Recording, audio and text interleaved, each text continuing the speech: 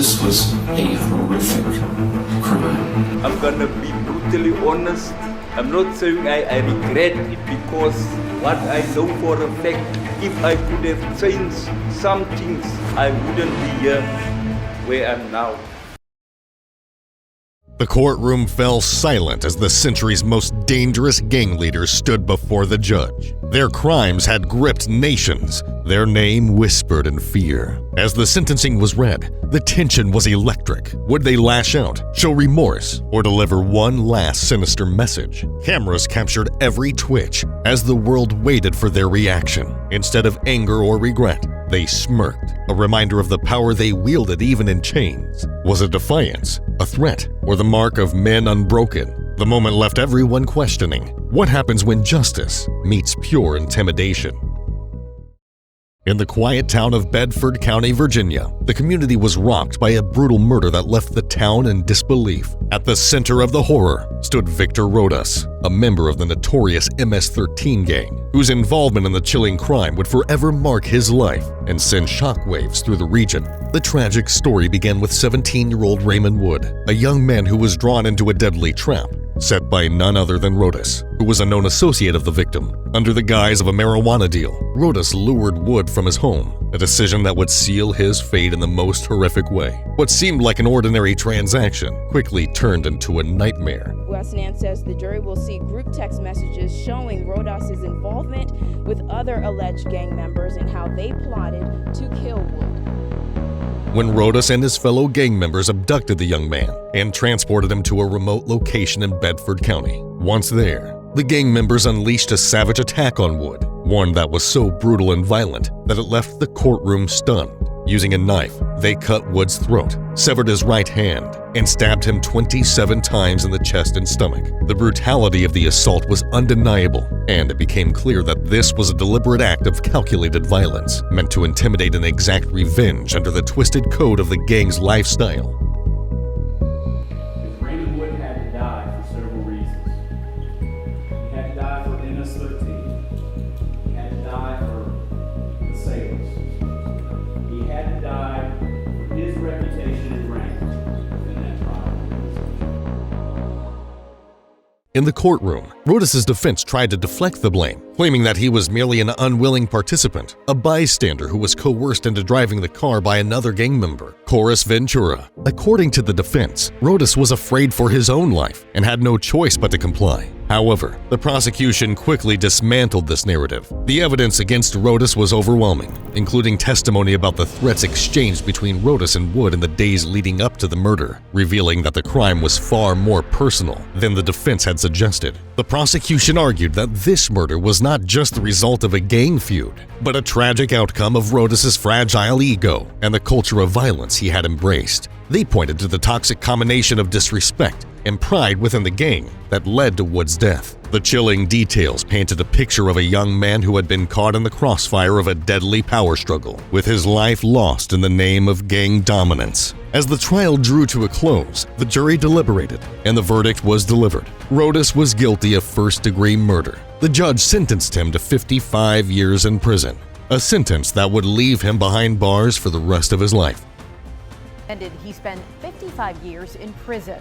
Prosecutors said Rodas was the driver the night Woods was lured from his home before being brutally attacked and killed.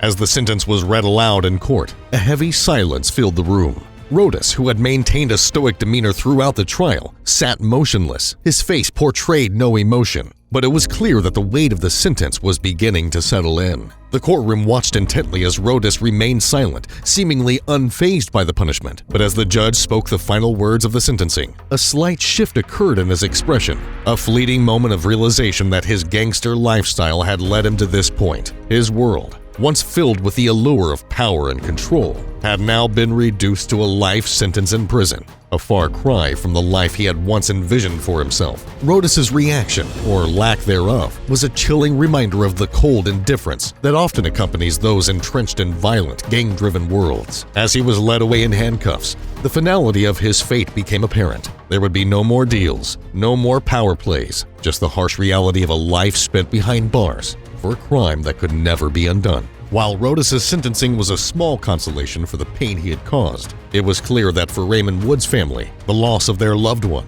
would never be filled by the conviction of the man who took his life. The streets of Cape Town were a battlefield, and George Gieweld Thomas reigned supreme as the ruthless leader of the notorious 28 gang. His rap sheet was staggering: 52 charges, including 7 murders, 3 attempted murders, and a slew of other violent crimes. The 28 gang's bloody feud with the 26 gang, known as the Clever Kids, left a trail of devastation, often claiming innocent lives. One such victim was Marvin Esther Hasten, mistakenly killed in the crossfire of this senseless war. In 2008, Thomas's reign began to crack. After a shooting in Bishop Lavis, police arrested him and 2 associates, catching him with a rifle fitted with a silencer and scope, while his accomplices carried a box of ammunition. Hello?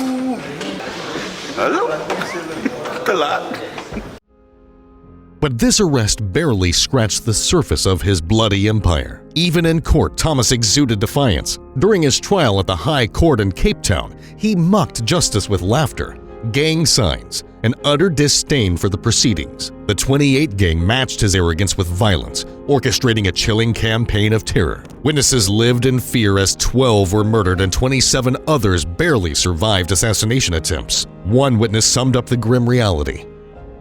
You must understand that particularly Thomas Gieweld was quite a very feared man. If I talk, I will get shot. When the day of sentencing arrived, the courtroom was thick with tension. As the judge pronounced a historic sentence of 175 years in prison, the gallery erupted with whispers and murmurs. But Thomas stood unmoved. Dressed in his trademark cocky smirk, he delivered a chilling statement. I'm not saying I regret it because my whole life shaped the person that I am today. I'm not regretting it because my whole life is the person that I am today. The audacity didn't end there. Members of the 28 gang packed the courtroom, sneering at the judge and state prosecutors. A palpable threat hung in the air, a silent reminder of their capacity for vengeance. Yet, the sentence stood firm, a victory for justice amidst the chaos. For Thomas, the courtroom wasn't a place of reckoning. It was just another stage to flaunt his defiance. His reaction, void of remorse, cemented his legacy as a symbol of Cape Town's darkest chapters. But for the families of his victims, the trial's end marked a bittersweet closure, a small step toward healing in the face of unimaginable loss. Across the Atlantic, another infamous figure rose to prominence: John Gotti, the charismatic yet ruthless head of the Gambino crime family. In the 1980s, he wasn't just a mob boss, he was a media darling, nicknamed the Teflon Don for his uncanny ability to evade conviction. His rise to power was bold, fueled by ambition and a taste for danger, including orchestrating the assassination of his predecessor, Paul Castellano, in a brazen public hit. For years, Gotti seemed untouchable. Charges against him constantly fell apart, thanks to the meticulous efforts of his fiercely loyal underboss, Salvatore "Sammy the Bull" Gravano. Gravano intimidated witnesses, tampered with juries, and ensured his boss stayed out of prison. Together, they were an unstoppable force, or so it seemed. But in a shocking twist, the empire Gotti had so carefully constructed came crashing down. Gravano, the man he trusted implicitly, turned against him. Facing his own charges, Gravano struck a deal with prosecutors, confessing to the inner workings of their crimes, including multiple murders. His testimony was devastating, painting Gotti as the mastermind behind countless atrocities. The courtroom drama that followed was explosive. As Gotti sat in his tailored suit, the evidence piled up against him, piece by piece. Gravano's betrayal played out in vivid detail, turning the once powerful Don into a defeated man. By 1992, the verdict was in. Gotti was sentenced to life in prison without the possibility of parole. But it was his reaction to the sentence that truly stole the show. As the judge read the decision, Gotti smirked, his trademark bravado on full display. He leaned back in his chair, exuding defiance, and quipped to his attorneys,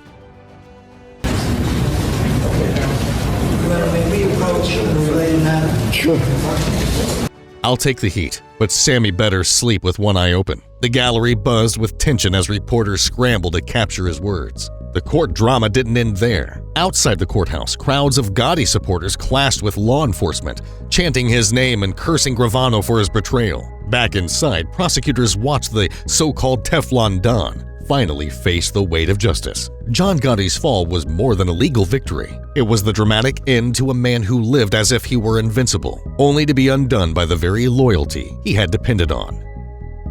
In Michigan, a chilling tale of violence and heartbreak unfolded when 3 gang members, Kenneth Hill, Jamal Robinson, and Darius Diaz-Gasson, were brought to trial for the brutal murder of Basil Sulaka, a beloved local store owner. Known for his kindness and generosity, Sulaka was tragically caught in the crossfire of these men on March 28, 2014, at the Moonlight Party store. The attack lasted just 1 minute and 44 seconds, but its impact would forever alter the community. Surveillance footage painted a horrific scene.